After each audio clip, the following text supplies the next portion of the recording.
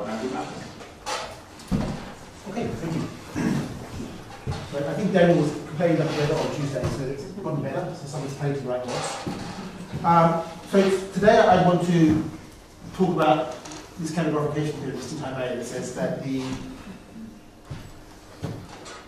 direct sum of all the growth and D groups of the finally generated KLR modules in type A corresponds to the dual canonical basis, and the basis of projecting decomposers corresponds to the canonical basis. And I suspect I'm not going to get through everything, so I seem to have 25 there, which is a large number. It's okay, one more lecture. So they're the tools we're playing with, and the theorem that I want to say, I want to explain to you is this. So we have, for each dominant weight lambda, we have a different highest weight module for the quantum group, which in this case is the affine spatial linear group. And it's going to be isomorphic. We take integral version of it, so this A is direct polynomials with coefficients in Z. And if we take the integral form of this highest weight module, that will be the direct sum of projective growth in the groups. And if we take the dual of this, that will be the direct sum of just the normal growth in the groups of these algebras. Okay, so all in. And then in addition, if we're working over complex numbers, then the canonical basis in this lattice corresponds to the basis of self-dual projective decomposables, and the dual canonical basis over here corresponds to the self-dual irreducibles. So one of the things I have to explain to you is how we define these two lattices. I need to also explain what dualities we're using, because the duality for the projective is different to the dualities for the simple modules. I'll work more with dual canonical basis in the end, only because there's one technicality I can avoid with that. But most of what I say will work in both settings. Ariki proved the ungraded version of this result. So if you forget the grading, so back in 1996, we didn't know about the KLR algebras, we just knew about the Cyclotomic KLR algebras, and there was this now quite famous conjecture called the LLT conjecture by Lusztig, Leclerc, and Hibbon. Wouldn't put on the slides, that's standard. So they said just for the Iwahori Hecke algebra of the symmetric groups, that the decomposition numbers of the Hecke algebra should be given by taking the canonical basis of the corresponding equal highest weight modules. This corresponds to lambda being lambda naught. And then you look at the canonical basis, you look at the transition matrix between the canonical basis and the standard basis of this module.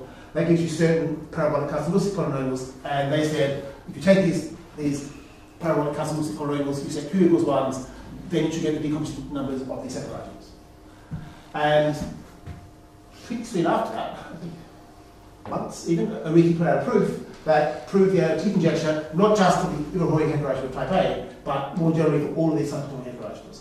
And in many ways, this paper, the LLT conjecture, that Ariki's proof of it, led Chung and Rouquier to their SL2 categorification, and then it also led them to, led to this KLR algebra as well. So the ungraded version of this theorem, in some sense, inspired all of this. And the way that Chung and Rouquier constructed their SL2 categorification used this Fock space in a very crucial way. So they really added extra flesh to the LLT algorithm. They put a categorical level on top of it. That was really inspired by how the induction and description functions work on this Fock space. Okay, so I want to try and describe this to you just in very simple terms. And what I'm really going to do is I'm not going to prove this full theorem, because that's too hard for me, because this would, at some point to prove this you need some geometry. Now, I don't do geometry. But what I'm going to do is show you that if you believe Ariki's theorem, then the graded theorem follows. So really, Ariki's theorem is all you need to prove this. So the ungraded version implies the graded version fairly easy. And that's what I want to try and do yourself. I'm going to flesh out the combinatorics bit. I just stuck with symmetry groups yesterday, but let me just show you what it looks like in general. So rather than partition, we generally work with L partitions. So they're just L types of partitions, such that we add up all the pieces we get N. And I let Pn lambda instead of L partitions. So lambda is a dominant way of height L. So that's where the L comes into lambda, but I'm going to put lambda there. As with partitions, we identified one of these multi-partitions with just a diagram where we just put, so here I've got 3, 1, 2, 1, 2 squared, I can have empty pieces there, 1 squared, I'd write down the corresponding diagram like this. The elements of these diagrams are called nodes, and I want to order the nodes lexicographically. And I'm putting the component first. So here, L being 1 corresponds to the first component, L being 2 to the second, L being 3 to the third, L being 4 to the fourth. And then I've got the row index and the column index. And it's very natural, all of these things lexicographically, and this will be useful to do. There's a natural partial order on the set of partitions, where I say that lambda is bigger than mu if this whole formula is true. But all this is really saying is, I ignore the formula, all it's saying is pick up a box and move it up in the diagram or to the left. Okay, so that's all it says. If you write it down in symbols, it gets to be this mess, but it's just moving boxes up in the diagram, where up is up in the diagram or to the left. Okay, so I of course need this because my cellular bases have to have a partial order on their weights, and so my partitions will index the cell modules, and the dominance order will be what I use in the cell chains. I had fixed last lecture a bunch of integers kappa 1 up to kappa L, which were determined by lambda, or they determine lambda, or vice versa. So all I care about is the number of kappas which are congruent to I should be the number of times lambda I appears inside lambda. So this is really just saying that the multiplicity of lambda I inside lambda is H I lambda on the product.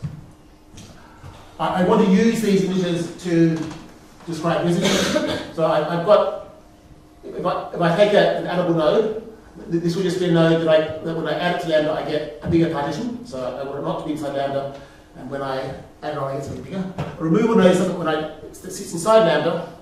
That D should be an H in it. So when I take it off, then I get a smaller partition. And I want to say that a residue of a node is given by taking, if I take the node in component L, row I, column C, then I just take essentially what I had yesterday, the contents. The contents is what I used for residues yesterday. It was contents mod P yesterday, but now PE. But now I offset it by these kappas. So these kappas are only determined mod E, but in terms of combinatorics, that's all that I need, because in residues I always work mod E anyway, so that's fine. And then I need to define the sets of addable I nodes and removable I nodes. So those are my two sets there. And this is the definition I need to put degrees into everything. And there's two notions of degrees. So I've got this D upper A and D lower A. And all these things do is they count the number of addable nodes minus the removable followed for fixed residue. But I want to either, so with this upper A, I've got A's higher up the diagram, so I look at all the B's lower down, which I can say residue which is addable or removable. And with the lower A, I'm looking at all things above. So there's a direction that comes in here, either up in the diagram or down the diagram. And then I also have this DI, which is simply the difference of the addable and removables. So in terms of the action of the quantum group, these statistics drive everything. So as we'll see, these things exactly describe how the EIs and the FIs act on that Fock space. So somehow the difference of addables and removals is crucial, but there's this extra ingredient that we have to also look up and down in the partition in these two different ways. And I need, this is also building this in detail from yesterday. I said we had these great spec modules, but I didn't tell you what the degrees were, and these numbers tell us what degrees are as well.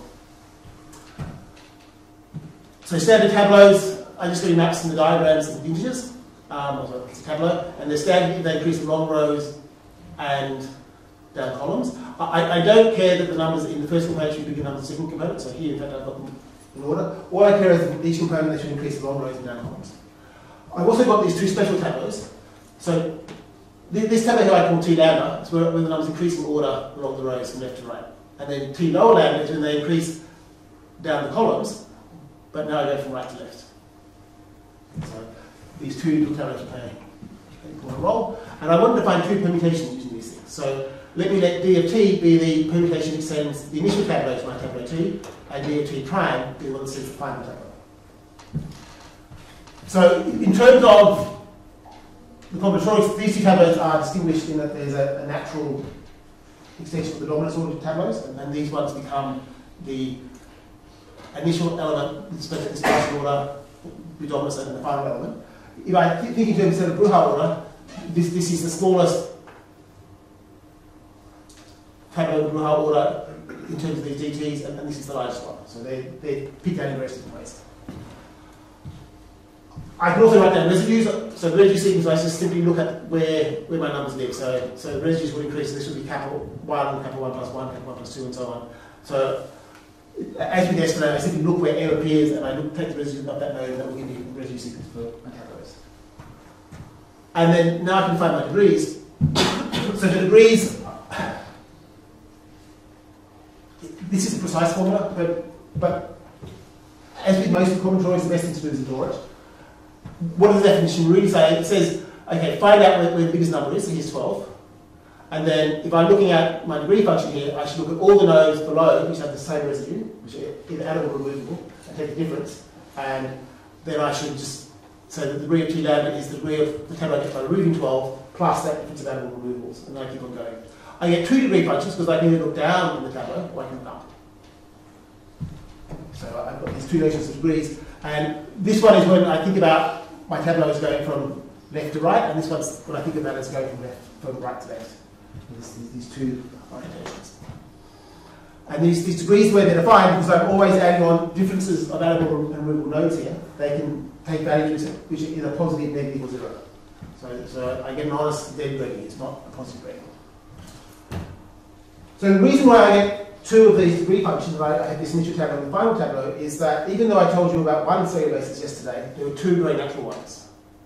And they're dual in some sense, which I'll make precise. First, let me give you some verbiage. So I want to define 2 y polynomials. So yesterday I defined a y polynomial. So for Sn, I simply look at those columns of my diagram which are of length visible by E, and I write down the corresponding y's in the T lambda. And that's what that formula says here, except I have to somehow allow for later components now. So in general, what you do is you look at all the columns which are visible by E, you write down the corresponding y's in the T lambda. And then you also have to look at those numbers which are in a box which has the same residue as a later first component. And that's roughly what this VA is doing here. So there's an extra complication for higher levels.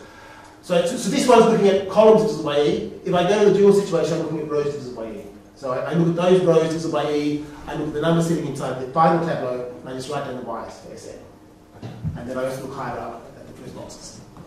Okay, so I have these 2 y's, and now let me show you what these bases look like. So the one I showed you yesterday was the psi basis. It's governed by the dominance order on these partitions, or all partitions. The definition is given by this upper lambda, and I just hit by these coset reps, where I look at the coset reps relative to the initial tableau T upper lambda. My degree is given by just the normal degree function where I look down the tableaus. Residues is given by residues, and I get these cell modules which are called S upper lambda, and I get simple modules which are called D mu. The dual picture, I have the opposite coset. So rather than looking at dominance up, I take the opposite dominance the other way. Here I'm drawing these based on psi prime st. They use the y lower lambda and the residue sequence of the final tableau, the residue sequence of the initial one. We use this category function. So here I'm very much looking from right to left. So this is the right to left picture, and this is the left to right picture. Residues are the same. I'm going to call the cell modules I get this way. It's lower lambda and the symbols d log u. So I get these 2 pictures, the 2 cellular bases. In fact, the proofs that they're both working on are virtually identical, but in fact you don't need to do this because there's a automorphism of, I want to say an automorphism of the algebra, which swaps these 2 things. So in the case of symmetric groups, we have, of course, the trivial representation and the sign representation. We should think about this one as really being built actually from the sign representation, and this one is being built from the trivial representation. And we know that if you test a module with a sign representation, you go from a spec module indexed by lambda to lambda prime. And that's sort of what happens here, except there's 2 catches. Well, firstly, these algebras aren't Hoff algebras, so I can't pencil the representation. But there is an automorphism which corresponds to the sign evolution. So for Sn, you would just send a permutation to -1 to the left of w times w. And in general, there's a graded analog of this automorphism here. But it's not an automorphism because you start with one algebra and end up with a different one normally. So essentially, in terms of residues, you're replacing I by lambda I, so you replace your dominant weight by a different dominant weight, and your block by a different block. But that's okay, you swap algebra, you use this, but it's essentially the same picture. So once you're on this basis, you apply the automorphism and you get this basis, possibly for different algebra. So they really are equivalent. Anything you can say here, you can say here, and these spec modules under this tension design operation, this automorphism, it gets mapped to S lambda prime. And so they're isomorphic as graded vector spaces, and they're isomorphic as modules, but you twist by the sign automorphism.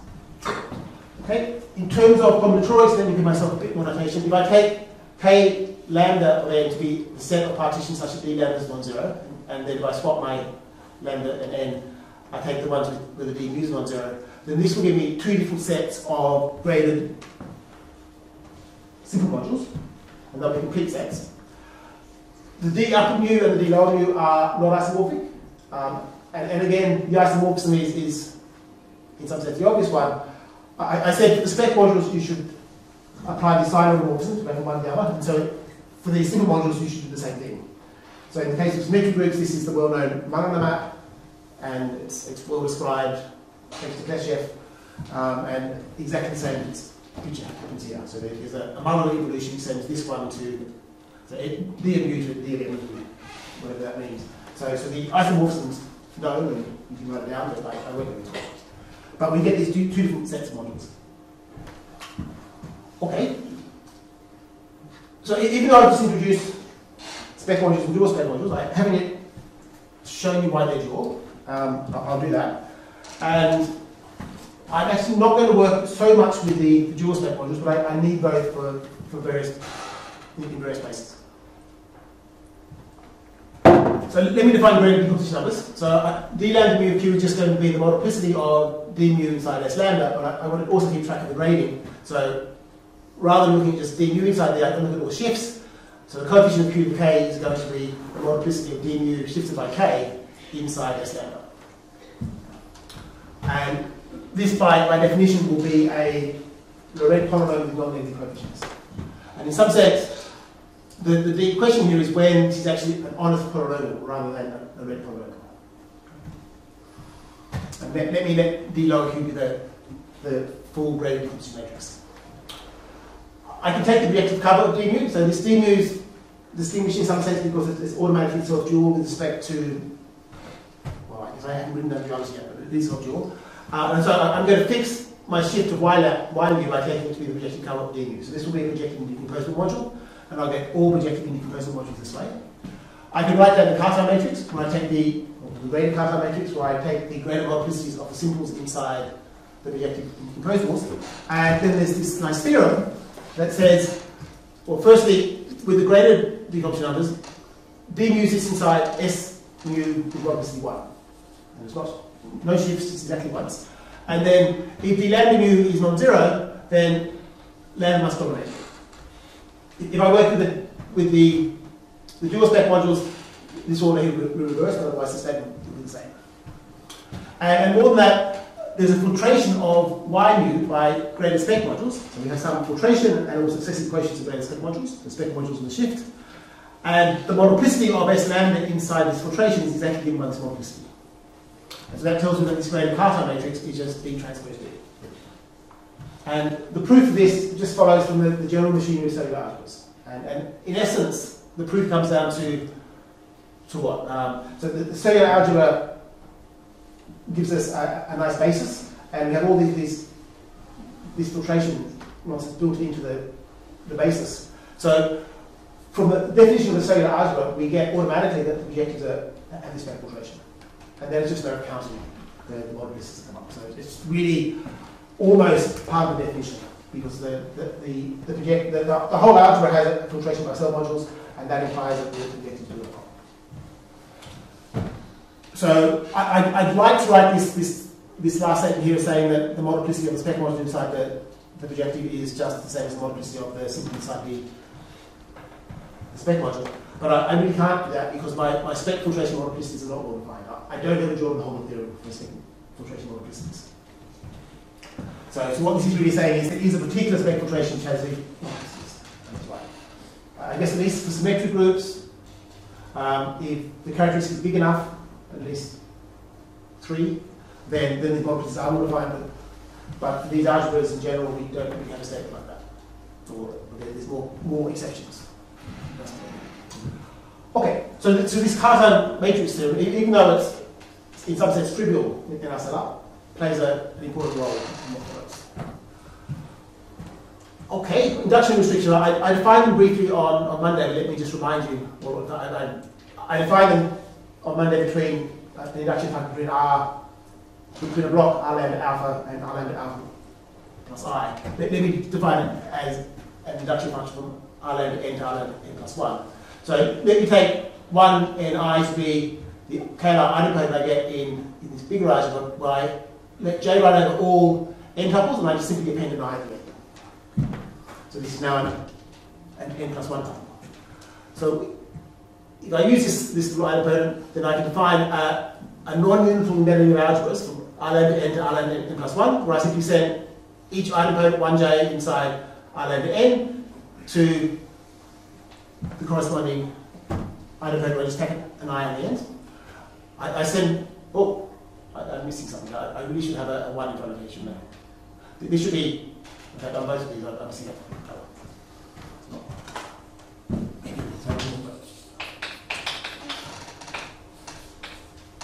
So I really should be doing this, I guess,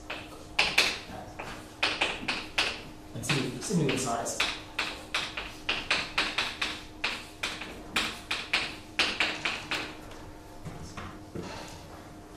And my claim is that this defines an exact functor from modules over Rn to modules over Rn plus 1, simply by tension in this way. So I guess here my notations screw me up slightly because I define this as a growth group, whereas here I'm really using it as a module category. Okay. And we can break up the whole induction function between just the sum of these things. The proof of this is trivial. We have relations for both these algebras, we simply just check that this respects relations. There's nothing to do. So I guess we need one more thing. We also need the fact that we know the dimensions of both algebras and the dimensions are compatible. But really, it's just a KLR relationship. There's a natural left adjoint to this where we send a module M to just the Holmes. Oh, this should be a 1. Holmes from r lambda 1 and I into there. And then Kleshchev proved that these are a bi-adjoint pair. So I'm going to use this, but for what I'm going to do, you don't need to assume this.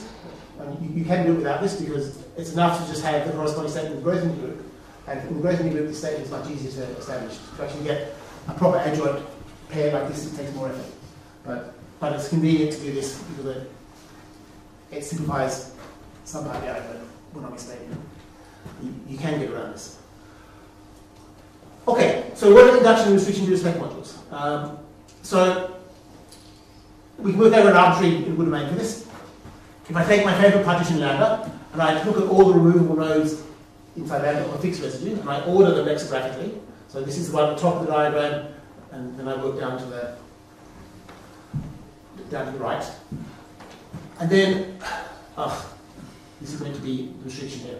So if I look at the restrictions of the spec modules and the Brundan spec modules, they're indexed by exactly the sequence of removable nodes, and I get filtrations where each quotient is some spec module up to shift, and they just go in the opposite order. So these are both negative restrictions here. So my restricted spec module and the dual spec modules essentially look the same. I get this spec filtration indexed by these nodes where either I read down or I read up, depending on whether I look at the spec module or its dual. And if I look at the if I look at the juice modules, then again I look at the Addable nodes in this case. I order them lexigraphically, and I get filtrations again. The spec modules coming up in this natural way. So the actual details of the slide we probably shouldn't look at too much. What's important is somehow I get filtrations of the induced modules that are indexed by these Addable and removable nodes, and the picture for spec modules and dual spec modules is dual in the sense that they either side at the bottom or top, depending on which module I'm looking at. And the proof, roughly speaking, you produce the semi-simple case, which you need to count dimensions somewhere, and in the semi-simple case you can prove this. Okay. So Brundan and Kleshchev and Wang proved the result of restrictions first, and then you and I proved the induction formula. Let me show you what it looks like in practice. So the last slide was not exploitation, but in practice it's very simple. Let me just demonstrate what goes on just in type A. So we're familiar with the branching graph of vector groups. This tells us how to restrict semi-simple representations.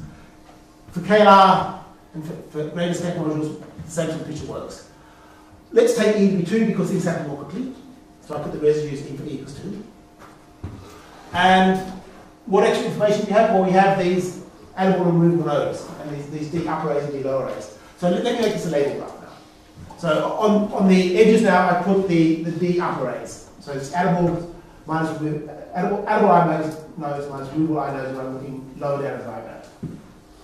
Okay, so that's what this label graph looks like. And then what my little theorem says is when I restrict my spec module, S3 lambda, so this one here, then I get the corresponding smaller spec modules when I strip off the boxes.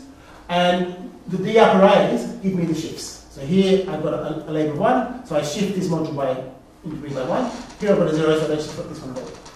And when I look at the induced modules, I do the same thing, except now I do exactly the same thing. I just add on a box and I take the corresponding shifts. I lied actually, sorry. These should be the dual spec modules. Because for the, I need to shift the roles of duals where I do induction to this set up. And if I use the D lower A's, then I would get the modules over that. So these all should be dual spec modules. Okay, so I got line this one. So this is the correct formula. Of course, what I said was wrong because this algebra is not semi-simple and you only get filtrations in general, but a correct statement is we put all in the Greater group. So there I put the corresponding statement in the Greater group. So this is a correct statement now. So I fix up both the dual spec modules and I've got something in the Greater group which is correct. So I either work with the Greater group or I work with filtrations. So we actually get slightly more out of this. In the spec module picture, we know also that the path in this diagram gets bases. So here's a nice path, going down to 3, 1. And again, we get a basis vector. Because my cell modules I define by definition to have bases given by standard tableaux. So there's my little standard tableau. What was my degree formula? The degree formula basically said add up these labels on the graph. So the degree of this basis element is 0 plus 0 plus 1. So in the gradient dimension of my spec module, I get a cube. There's another basis element, so now I get 0 plus minus 1 plus 0, so that will give me a cube minus 1. And there's my last basis vector, I get 1 plus 0 plus 0, so that will give me a cube. So the gradient dimension of this spec module is q plus q inverse plus q. We get to get slightly more out of this because we also know that, well, I simply know that this spec module has a simple head. And just from knowing we have a gradient, we can see straight away that the dimension of this simple module, the gradient dimension must be q plus q inverse. So why is that? It's non-zero, and then we also know that the gradient is equal to self-dual. So that means the gradient dimension must be symmetric with respect to q and q inverse. So I can't have 2q in there, because that wouldn't be invariant when I swap q and q inverse. So that must be q plus q inverse. So the gradient automatically tells me what the dimension of this module is without doing any extra work. Okay, so it's a small example, we can do it by hand, but I think that's true. Okay, so all the commentaries that I've given you so far really is embedded in this graph. We have these nice labels, the labels give us degrees, and they also give us the induction formulas. Okay. I haven't yet told you about duality, so let's do this. I want to let star be the unique homogeneous anti-isomorphism of the KLR algebra that fixes all generators. Okay, so it sends the idempotency to the idempotency, y r to y r, psi r to psi r. But it's an anti-isomorphism. So it doesn't affect multiplication, reverse multiplication. By definition, if you go through everything I've said, this map will swap, will send psi st to psi ts and psi st prime to psi prime ts. So this star homomorphism is exactly the cellular algebra homomorphism that we use. So the natural anti-isomorphism of the algebra is the natural cellular algebra homomorphism we get along. So I guess there's a slight caveat here. So these psi STs are defined with respect to a fixed choice of use expression, but because we've made fixed choices for all permutations rather than for each tableau, this works. If I take a module, I can use this anti-isomorphism to make the dual space into another module where I act in the obvious way. Maybe one point worth emphasizing here is that when I look at this Hom space, it's a gradient Hom space and I put k in degree 0. And because k is in degree 0, that tells me that the gradient dimension of the dual is exactly what I get by swapping q and q inverse. So our gradient dimensions naturally are given by this bar evolution, where we swap q and q inverse. And that's precisely what we're mapping something to degree 0 here. So previously I said that if I applied duality to the simple modules of a source dual, for both these things, this now follows because my simple modules are what? They're the spec module modulo the radical of the binary form. So because I'm modding out those places where the binary form is identically 0, I get an induced binary form on d mu, and by definition it's not degenerate, so that gives me an obvious map from d mu into the dual, just using the binary form on that we get from the spec module. Okay, so this notion of dual here coincides exactly with this hom dual up here. I want to actually describe what the dual and the spec modules are. The name says what the answer is. I've got the spec modules, I've got dual spec modules, they're clearly they should be dual. So I want to try and convince you of that. But I need one more statistic. If I give myself an element of the positive root lattice, beta, I want to find its defect to be this quantity here. By definition, it looks like it could be negative, but in fact, when you wander through, this is a non-linear integer. In the case of symmetric groups, if beta corresponded to a partition, then this is exactly the weight of that partition, so the E weight. You know what that means. So how do I get to partitions? Well, if I take any partition lambda, I can write down a corresponding simple root where I simply add up the simple roots alpha I, but alpha runs through the residues in the diagram. And so here I've said any standard tableau, but for any t, the set of residues is always the same, it depends only on lambda. And then the defect of lambda I simply define the defect of this root beta lambda. Okay, so I think that's all I need to find duality for spec modules. So as a prelude, I want to say that an algebra is squared symmetric if I've got non-degenerate trace form on the algebra, you can fill k or k is in degree 0. So my trace form should be a trace, so tau of A should be tau of BA. And for every non-zero element of the algebra, I should be able to find something that has a non-zero trace.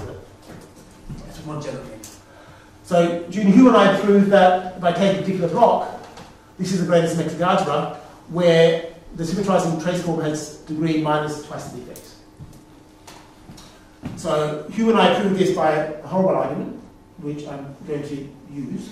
But Kang and Kashiwara have, when is this Kang?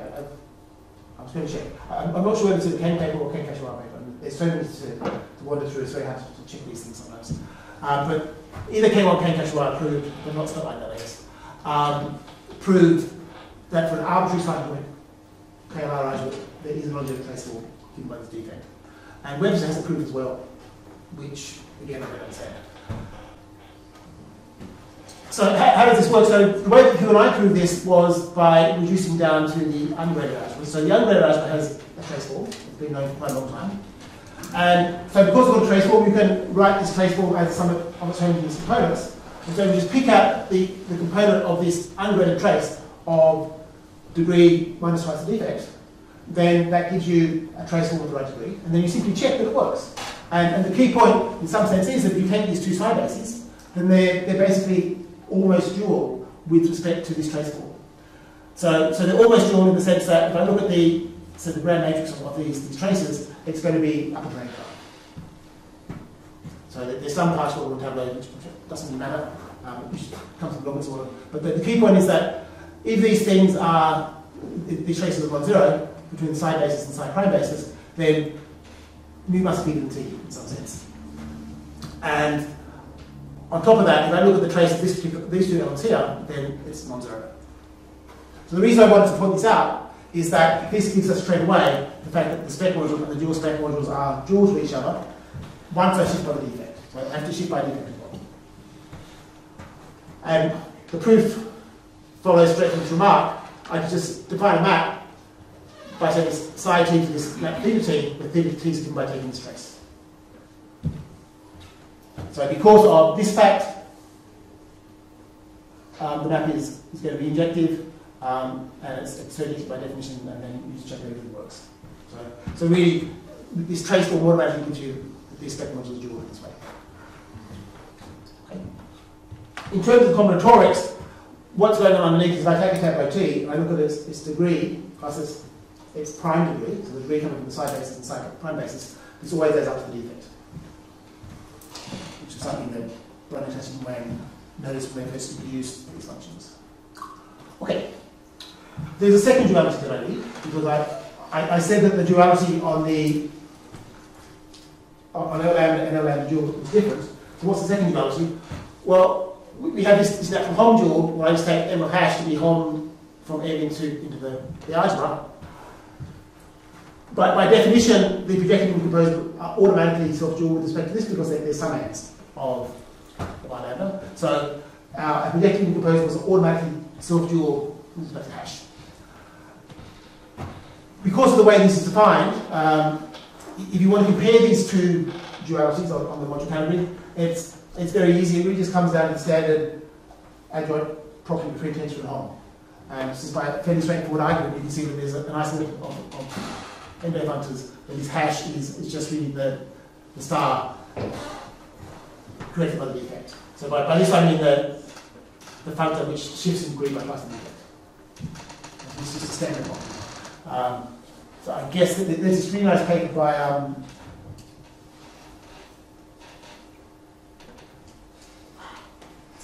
the name was just in my head eventually. I can even see his name. I can't remember his name. Okay, so I won't do it in the nice paper. Andrew, sorry, does this mean that the R beta lambda is symmetric? So this is symmetric, don't you say? It is symmetric. Yeah. But it's greater symmetric where we're going to defect. So in terms of projectives, what it's really saying is that at the top I press something degree 0 and the bottom I has something twice the defect. That's really what it's saying the algebra looks like. But of course the algebra is not positively graded, so we can have some projectives, well, we can shift that projectives up and down. And sitting inside the algebra, we certainly have projectives that are shifted down in degree. And so that accounts for the negative degrees inside the algebra. So the consequence of this is that I can really somehow switch between my star duality and my hash duality. Okay, so let's go to our quantum groups. So in some ways this slide is rather useless. Either you know what a quantum group is or you don't. But if you don't, that's what it is. Definition. But we have this wonderful quantum group, and it has this presentation. I'm not going to use the presentation directly. Inside the quantum group, we have this nice A form. So A is, here you go on the slide. It's just many polynomials in Q. And we can't quite take the same generators. You have to take the right difference operators, and then we take the sub-algebra generated by these. And the other thing I should note is that for each dominant weight, we get an equal highest weight module. I'm not going to say what they are. Again, either you know what they are or we don't. But there's these nice modules we have for this quantum group indexed by these highest weights. These dominant weights, sorry. Okay, so I want to somehow bring this into the picture now. And I want to do that by talking about this thing called Fock space. So my Fock space, F lambda, is going to be the free ZQQ inverse module. With basis given by symbols lambda. So this, I guess, comes from mathematical physics, but somehow like this, I can use it. So the basis is indexed by all partitions. Let me, for future use, call P lambda just the union of all partitions as n changes, and also these are the indexing sets of my symbols. So again, let lambda change. I can make this a QQ module just by tensoring, and as a vector space over rational functions in Q, this is now infinite dimensional with basis given by these symbols. There's a theorem which goes back to Hayashi. In some sense, it's really Hayashi's theorem, but this one will be US in the high level case. So Hayashi proved this for lambda being the fundamental weight lambda naught. But once you prove it for lambda naught, this Fock space is just a tensor product of smaller Fock spaces. So just using the co-product on the quantum group, you get the general result. So it's really Hayashi's theorem, I think. But then this module is an integral or UQSLE module, where the actions are given by these formulas. So the actual formulas in some sense are not so important. What is important is that sitting inside these formulas, I get these coefficients, the d lower b's and the d upper a's, that I needed to define degrees for the tableaux inside my graded spec modules, and then I needed to describe the graded induction and restriction rules. So somehow, sitting inside a Fock space, we're seeing a shadow of graded induction and restriction. Or maybe more accurately, historically, in the graded induction restriction formulas, we see a shadow of this. Because this thing came first. This thing came, this was proved late 80s, I think. I didn't check. It was approved a long time ago. before the grading was even imagined. Early 90s. Yeah, it's certainly predated grading by 20 odd years. Maybe. And then these DIs, which is that double removals, give the action of the case. The proof of this is largely uninspiring. You have a bunch of relations, I just showed them to you. You just go through and check it works. If you have a rainy day, you can sit there and do it perhaps. Or you can just go look at a Wiki book. But there's nothing exciting here. And the exciting thing is actually realizing this is the right description of representation. Okay? The actual proof is awful, but the statement is the real content of this, coming up with the right statement. Okay, so we have this nice integral high-state module. It's not irreducible, but it is a high-state module. If we look at the empty partition, so the partition 0, 0, 0, 0, 0, this, it turns out, is the highest weight vector. And the lambda comes in because this module here is the highest weight. So this little 0 vector is a highest weight vector of high weight lambda. So that means that if I look at the module this thing generates, this is actually an irreducible integral highest weight module. This is my lambda. So just sitting inside my Fock space, I have this module. So you know what quantum groups are, this can be like a definition of this. Okay, we've got to check it's actually irreducible, but that's not so hard to do. Okay, so sitting in our Fock space, we have this nice integral highest weight module. How does this relate back to our KLR algebras? So I'm going to show you. So let me let lambda without n be direction of all the Grothendieck groups for all n significant projective ones. Then I want to claim that if I look at these Grothendieck groups, so by definition these Grothendieck groups were defined to be A modules, where A was the red polynomials in Z. So let me just change coefficients to Q. So if I tensor up, then the projective Grothendieck groups and the normal Grothendieck groups are both isomorphic to this integral highest weight module. Okay, so we're not picking out the full Fock space, we're just picking out one small little piece. So this maybe makes you wonder, why the hell did I introduce the full Fock space if all I care about is this small little piece of it? Well, the whole point is that I've got a very nice description of the action of UQSLE on the full Fock space, but I don't really know how it acts on this. So the action of the Fock space is easy to describe, the action of the highest weight module is trickier. So the proof of this theorem really just comes down to the CDE triangle. So I told you already that the circular algebra machine tells us that the Cartan matrix is just given by D transpose D, and that effectively is the proof. Because I have this map from my projective Grothendieck groups given by the decomposition matrix, so I just take the projective here, it has a spec filtration, so I map my Y mu to just the sum of D lambda mu of Q times the corresponding lambda sits inside the Fock space. And similarly here, I can take my lambdas and map to spec modules, which is given by the. So I make a simple lambda here and map it to the corresponding sum D lambda mu of simple module D lambdas. So these two maps from the decomposition matrix just sit here because of our CDE triangle. And this map is injective by definition, this is surjective, and that's essentially the proof. I've got to check a few things. And all we need to check really is that the action of the EI inside the quantum group corresponds to I restriction, and that just follows from my gradient restriction formulas. The action of Fi doesn't quite correspond to I induction. And essentially, it would correspond to I induction if I was looking at the dual spec modules rather than spec modules. But I have to have this funny twist of the Fi.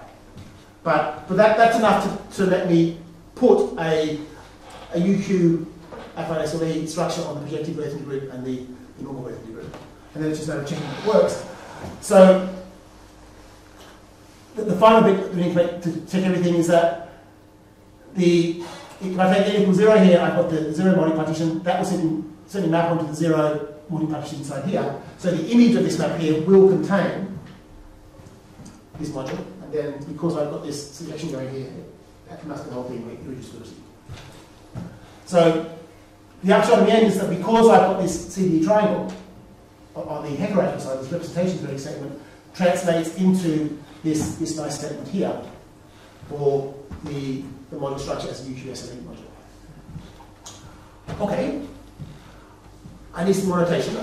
I want to define a semi-linear map of A modules, just this, a linear map theta such that it doesn't quite commute with multiplied by polynomials. It should commute modulate taking bar inclusion. And a semi-linear map, I want to be a map which is semi-linear in the first variable and linear in the second.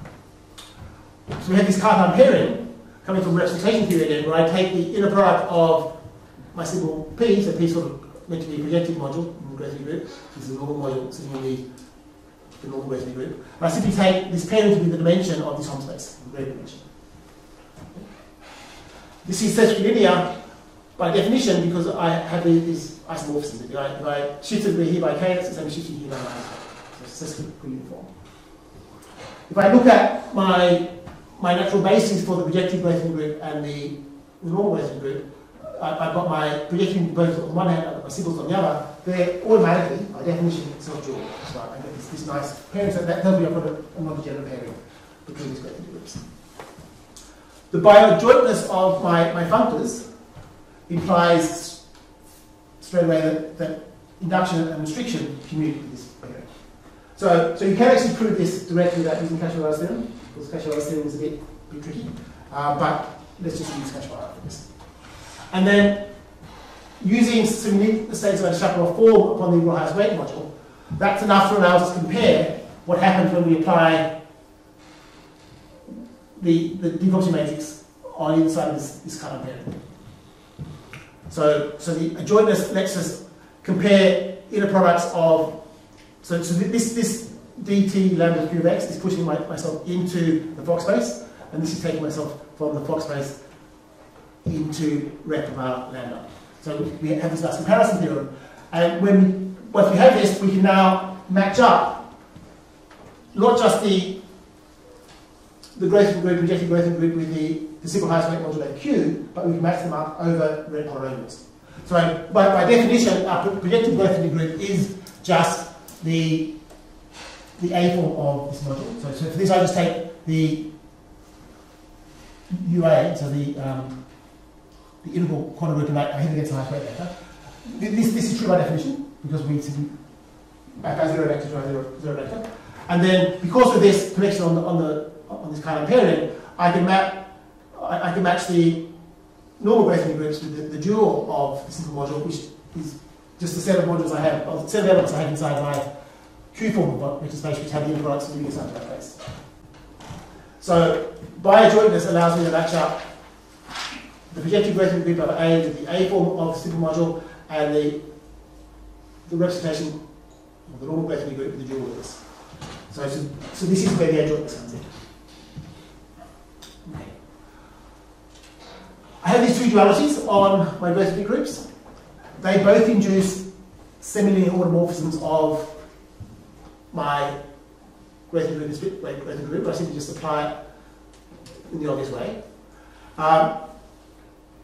Before we saw that the hash was just the same as star modulo shift by the defect, so in some sense these things are equivalent.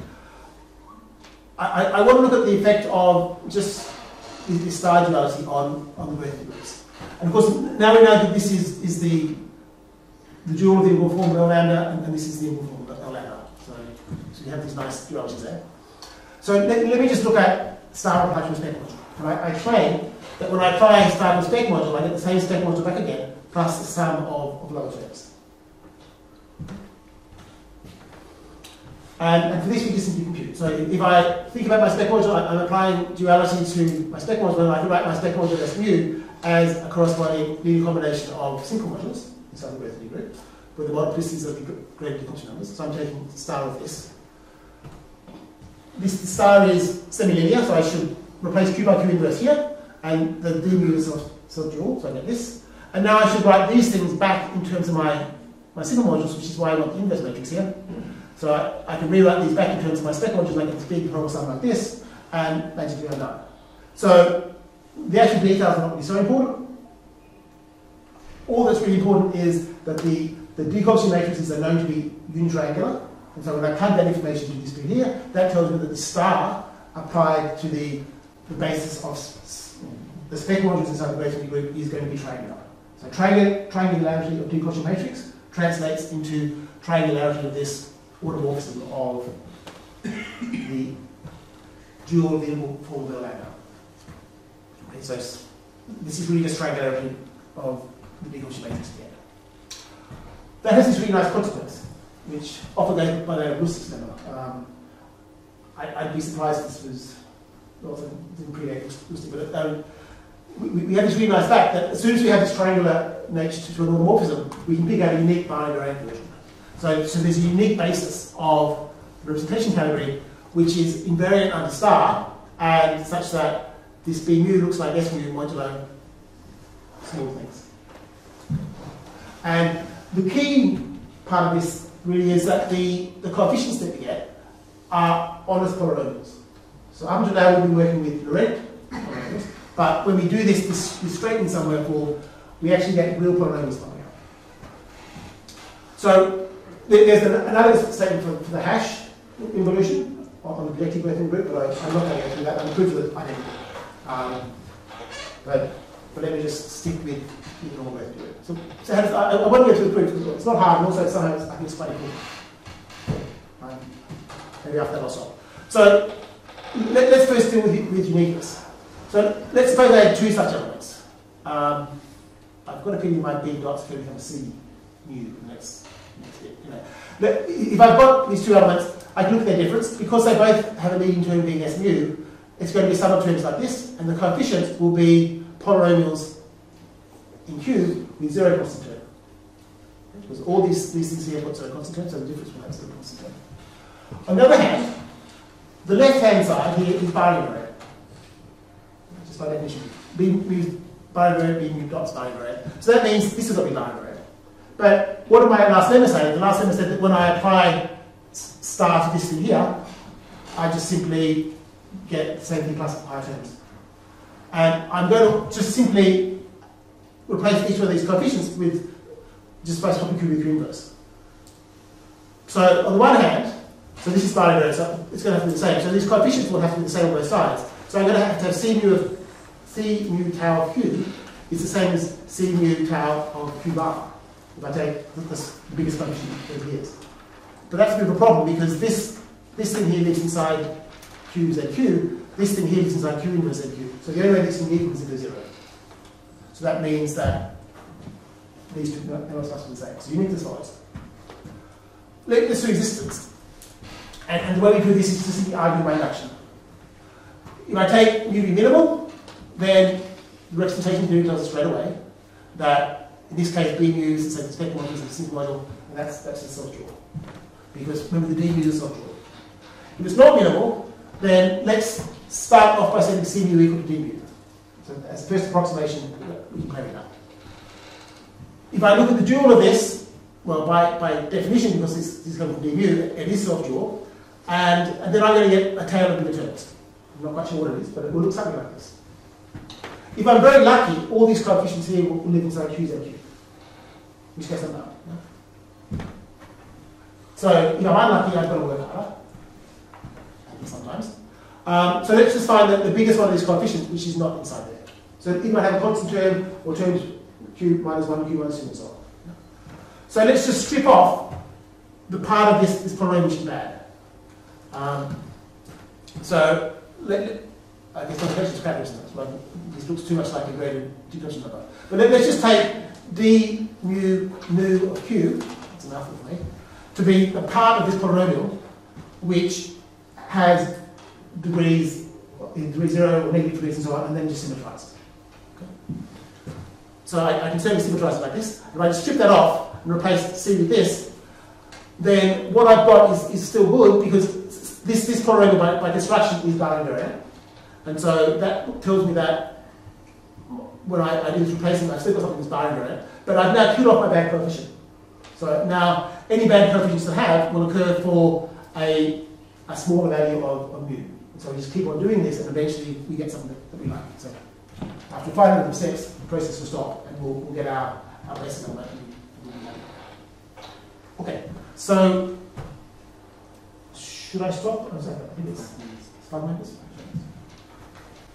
Okay, that's like it. That tells us what. Okay, so this basis B mu, it turns out, is the dual canonical basis of this representation theory. There's one way of defining it. And if we apply the same construction using the hash evolution on the projective vertical groups, then we end up with the canonical basis. So this is maybe not completely apart from what I've said, but because we had, and I mouthed some words earlier when I said that this Cartan pairing that we get between the projective vertical group and the normal vertical group corresponds to the Chapeau form. That tells me, in fact, that these things are the dual canonical basis and canonical basis. So we have a very natural way of seeing these two bases inside the representation theory.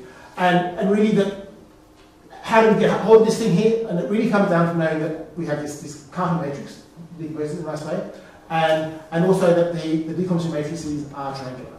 That's really all we need to construct this. So when Brundan and Kleshchev proved this theorem first, they didn't do it this way. They worked very, very hard to construct a bar evolution for their categories and did various things with it. And eventually they proved this triangularity property. But from my point of view, it's completely transparent. The difference is that Brundan and Kleshchev in principle can compute their bar evolution. I can't compute mine because I need to know my decomposition numbers first. But the representation theory just gives it to you for free. Can't compute, but it's, you know that there is one there you can play with from the representation theory. Okay. So let's. Oh, what's next? So let's do this and then we're done. So we have our projective version group.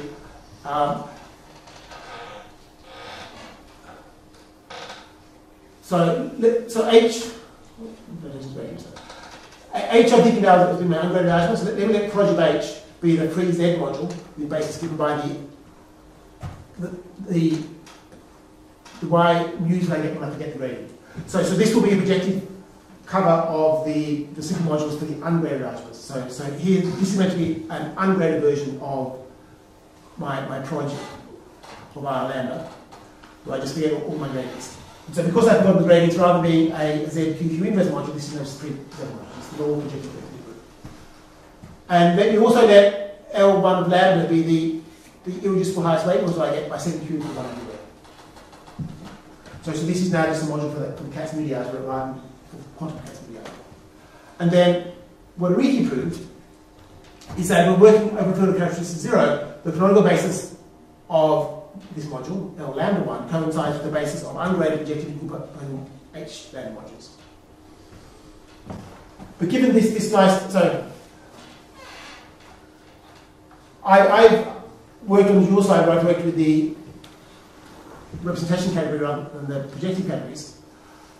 But there's a duality which allows us to just pair the canonical basis in projective category with the canonical basis, in dual canonical basis in the representation category. So once we have Ariki's theorem, we can just match up the canonical basis here with the dual canonical basis here, and that tells us that the D mu's is the dual canonical basis of this. Really, it's just a simple translation from Ariki's theorem into this. And in particular, what we get is that these graded decomposition numbers are polynomials with non-negative coefficients. It's probably worth making a remark about this. So the way I define this canonical basis, we applied this involution, and we saw that the coefficients we got were automatically polynomials. But they were polynomials which might have negative coefficients. So the coefficients were definitely in ZQ, so polynomials in Z. So from Lusztig's point of view, the coefficients of the canonical basis could have negative coefficients or positive coefficients, and then it's a deep result of Lusztig's that the coefficients are always non-negative. So that's a deep statement. If you look at it from the graded point of view, we can write down these graded decomposition numbers. By definition, these are red polynomials with non-negative coefficients, but it's not clear whether they're red polynomials or polynomials. So from the KLR point of view, the deep statement is whether this is a red polynomial or a polynomial. So from the Lusztig's viewpoint, it's positive with coefficients. From the KLR viewpoint, it's positive with exponents. So we get a deep statement somewhere, and it just changes. Okay, so why don't I stop there? And can you do my stuff?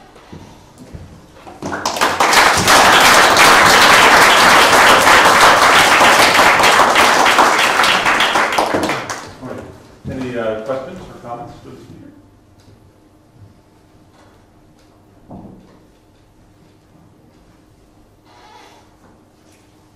Well, if not, let's thank the speaker again.